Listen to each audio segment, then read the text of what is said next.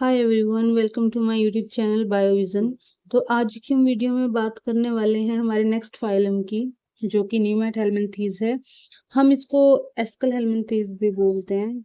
वैसे तो ये मिसनोमर है, बट ठीक है, अच्छी बुक्स में जो है नेम चेंज हो चुका है, लेकिन एनसीईआरटी में अभी भी एस्कल हेलमिंथीज ही चलता है, तो आप इंटरचेंजेबली यूज कर सकते हो। राइटली नहीं यूज करना चाहिए, बट हम इसको नीमेट हेलमिंथीज के तरीके से ही पढ़ेंगे। देखिए, यहाँ पे बेसिकली जितने भी नीमाटोड है और राउंड वर्म है वो सब आते हैं इस फाइलम में।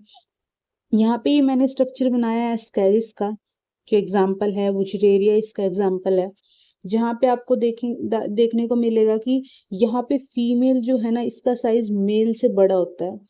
और यहाँ जो मेन डिफरेंस आपको देखने को मिलेगा कि मेल में क्लोइकल ओपनिंग होती है, यहाँ एनस होता है।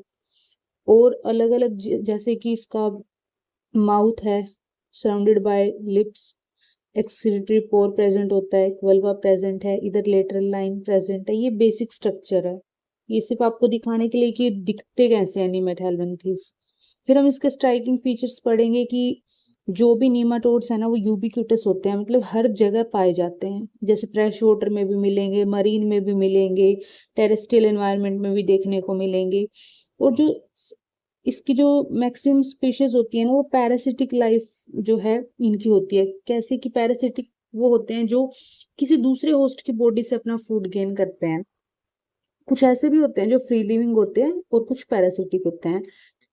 जैसे कि ये ट्रिप्लोब्लास्टिक है, बायलेटरल सिमेट्री यहाँ आ चुकी है, बहुत अच्छे से ऑर्गन सिस्टम लेवल यहाँ डेवलप हो गया है। यहाँ पे जो इसकी बॉडी है ना, वो क्यूटिकल से कवर है, और क्यूटिकल के भी ऊपर हमें एक एपिक्यूटिकल देखने को मिलती है, जो लिपिड से बनी होती है और थिन कवरिंग होती है। इसकी जो बॉडी वॉल है ना, वहाँ पे मसल की लेयर भी देखने को मिलती है, जहाँ मेजरली जो है लॉन्गिट्यूडनल मसल हमें देखने को मिलती है। सबसे इम्पोर्टेंट और सबसे स्ट्राइकिंग फीचर है ये स्यूडोसिलोम। देखिए, स्यूडोसिलोम डिफरेंट टाइप ऑफ सिलोम हमने पढ़ा था, यहाँ पे ट्रू सिलोम प्रेजेंट नहीं है। जहाँ पे हमारी जो कैविटी है, गट कैविटी, चारों तरफ से मीजोडर्म से जो है सराउंड होनी चाहिए, वैसा यहाँ पे नहीं देखने को मिलता है। यहाँ आपको सर्कुलेटरी सिस्टम भी देखने को मिलेगा, रेस्पिरेटरी सिस्टम भी देखने को मिलेगा। एक्सक्रीटरी सिस्टम जो है वो रेनेट सेल, स्पेशल सेल होते हैं। यहाँ से भी काफी कॉम्पिटिटिव एग्जाम्स में क्वेश्चन पूछा जाता है कि रेनेट सेल कौन से फाइलम में प्रेजेंट होते हैं और क्या काम करते हैं, ये हमेशा याद रखना। नर्वस सिस्टम की अगर हम बात करें, जो है सर्कमफेरेंजियल नर्व रिंग प्रेजेंट होती हैं, कुछ इस तरीके से जो नर्वस सिस्टम प्रेजेंट होता है। सेंस ऑर्गन बहुत पुअरली डेवलप होते हैं। सेंस ऑर्गन का जो काम है वो कुछ जो ओसिलाई है और ब्रिसल्स हैं ये करते हैं। सेक्सेस जो है सेपरेट होते हैं, जो कि हमने पीछे देख भी लिया है, अलग से ही डायमॉर्फिज्म देखने को मिलता है। देख के ही आप पहचान जाओगे कि जिसका साइज छोटा है और जो थोड़ा लॉन्ग है वो फीमेल है, और जो शॉर्ट है वो मेल है। अब देखिए, एस्केरिस जो है ना, एक बहुत डेंजरस डिजीज कोज करता है, स्केरियसिस, जो इंटेस्टाइन में डेवलप होता है। और हम ये देखेंगे कि ये जो एस्केरिस है, ये कैसे हमारी बॉडी में डिजीज कोज करता है। देखिए, इसका जो ये लाइफ साइकिल मैंने बनाया है कि कैसे कैसे ये डिजीज कोज करता है, हम इसको देखेंगे एक एक करके।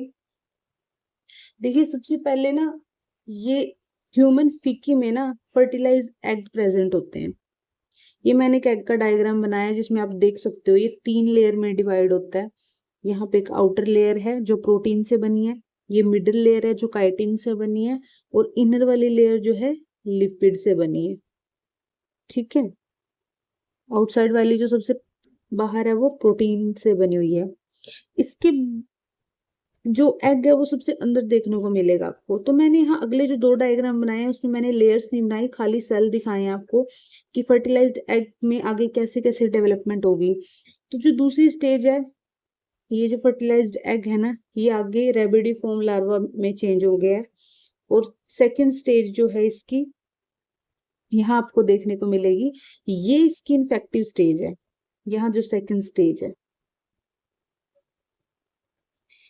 इसको हम जुवेनाइल बोलते हैं। और ये जो इन्फेक्टिव स्टेज होती है ना, यही यहाँ से ही ह्यूमन में ट्रांसमिशन होता है थ्रू फीकल ओरल रूट।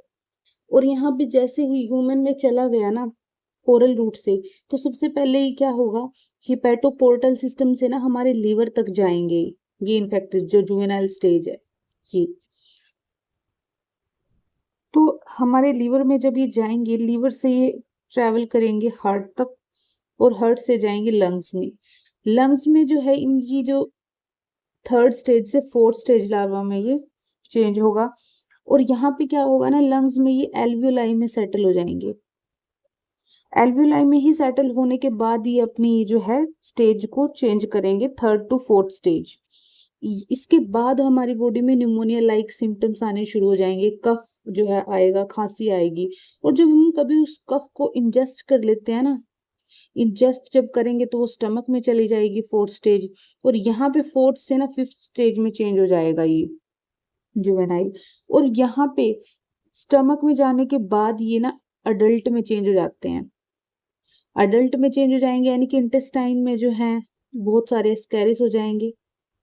और फिर यहाँ से जो है ये बहुत सारे एग रिलीज करेंगे, और वो एग जो है फिर ह्यूमन की फीकी के थ्रू रिलीज हो जाएंगे।